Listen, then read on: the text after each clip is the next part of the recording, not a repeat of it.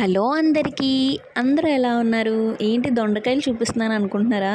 KG దొండకాయలండి బాబు. Cut చేయలేక చచ్చాను ఈరోజు. అసలు తల ప్రాణం తోక్కొచ్చిందండి వీటిని సన్నగా పొడుగ్గా కట్ చేయాలంటే. మన అమ్మమ్మలు కర్రీలు చేస్తుంటే ఎంత కష్టం అనిపించిందో ఇప్పుడు తెలుస్తుందమ్మా నాకు. దొండకాయ ఫ్రై చేయని సింపుల్గా చెప్పేసేవాళ్ళం అప్పట్లో. ఇప్పుడు మనం కట్ చేస్తుంటే తెలుస్తుందన్నమాట ఎలా ఇంత కష్టం ఉంటుందా అని. ఫ్రైకి అయితే అన్నీ రెడీ పెట్టేసుకున్నానండి. కడాయిలో ఆయిల్ కూడా వేసేసి మొత్తం పోపులన్నీ వేసి ఆనియన్స్ వేసేసి, ఇంకొకటి ఏంటి అంటే నేను ఎక్కువ ఎండుమిరపకాయలు అంటే ఇష్టపడతానండి. అది ఫ్రైలోకనే కాదు, నాకు ఎందుకో ఎండుమిరపకాయని చూస్తే కళ్ళు జిగలు మంటాయి అనమాట. అండ్ అవి నూనెలో వేపుకొని తినడం అంటే ఇష్టం. ఎప్పుడైనా సరే ఏదన్నా తినాలి కారంగా అనిపించినప్పుడు అన్నంలోకి ఎండుమిరపకాయలు వేపుకుంటానండి. అదొక ఇదనమాట. అండ్ ఎండుమిరపకాయ చివర్లు ఉంటాయి కదా టిప్స్, ఆ టిప్ అంటే నాకు చాలా ఇష్టం అనమాట. అవే తింటాను అనమాట. ఎండింగ్ టిప్ కాదు సారీ, ఎండింగ్ తింటాను అనమాట నేను. సో ఫ్రై చేయాలంటే అట్లీస్ట్ చాలా ఎక్కువ టైం పడుతుంది అని చెప్పేసి ఫస్ట్ నేనైతే మొత్తం ఫ్రై అయిపోయేటప్పటికి ఒక 30 minutes ఎలానో పడుతుంది.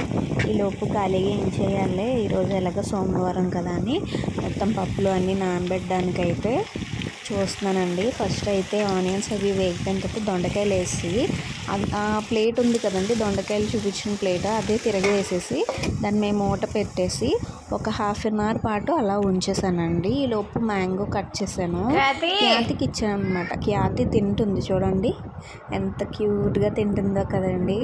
చిన్ని పళ్ళు వచ్చాయండి క్యాతికి. ఇదైతే జావ కోసం అండి. ఈవినింగ్ సగ్గుబియ్యం జావ చేస్తాను అనమాట, ఒంటికి చలవ చేస్తుంది. అలాగే మీకు చెప్పాను కదా పప్పులు అవి నానబెడుతున్నానండి అనేసి. అయితే ఒక గ్లాస్ పప్పు ఇడ్లీకి నైట్కి, అలాగే ఇంకొక గ్లాస్ పప్పు వచ్చేసి దోశలకు అనమాట. దోశలకని చెప్పేసి నానబెడుతున్నానండి. ఈలోపు ఏమైందంటే ఒలిగిపోయిందనమాట. సింక్ అంతా చండాలంగా అయిపోయింది. మొత్తం ఈ గిన్నెలన్నీ అటు సైడ్ ఒలిగిపోయాయి, చండాలం అయిపోయింది. ఇంకేం చేస్తాం, తప్పదు కదా. అదంతా క్లీన్ చేసి కవర్లో వేసి పక్కన పెట్టానండి. ఇవైతే నూక, కిందనైతే బియ్యం అండి. పైది ఇడ్లీ నూక నానబెట్టాను. అంటే నాకు ఎప్పుడు కూడా ఇడ్లీలు గట్టిగా వస్తాయి అన్నమాట, స్మూత్గా రావు.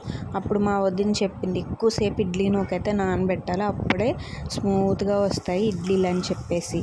ఈ పని అంతా అయ్యేటప్పటికి మన దొండకాయ ఫ్రై అయితే రెడీ అయిపోయింది. నా వీడియో కనుక మీకు నచ్చినట్లయితే లైక్ చేసి, షేర్ చేసి, సబ్స్క్రైబ్ చేయండి. అలాగే ఎలాంటి కామెంట్ అయినా పర్వాలేదు, నెగిటివా పాజిటివ్ అయినా నేను పాజిటివ్గానే తీసుకుంటాను. మీకు నా వీడియోస్లో ఏదన్నా ఫాల్ట్ కనిపిస్తే నాకు మీ కామెంట్స్ రూపంలో తెలియజేయండి. బాయ్.